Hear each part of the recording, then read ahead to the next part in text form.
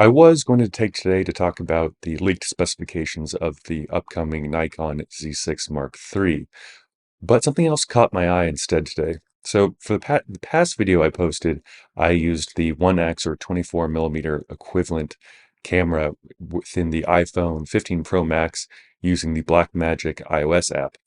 And the quality is fantastic, especially since you can have all manual control and use Apple Log and 4K 60 ProRes internal.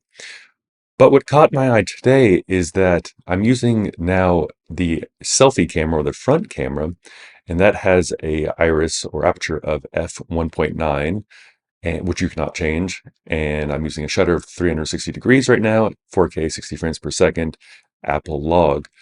But oddly, it has an ISO that can go as low as 20, and that's really low considering the lowest I've seen from a mirrorless camera lately is the Nikon Z8 and Z9 can go down to a native, in still photo mode, native ISO 64, and they can go lower with pushed ISOs, but that's sort of a different story.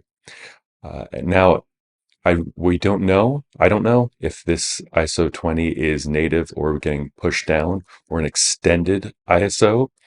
But I'd imagine Apple is doing this because they know a lot of people are going to be using their selfie camera in broad daylight during the middle of the day, which is extremely bright. But also on the flip side of that, you have only a maximum ISO of 1920 with this front-facing lens. And that's pretty low considering today's standard mirrorless cameras, you can go up in the tens of thousands range of ISO. But keeping in mind that you're still talking about a very relatively small sensor, it does make sense.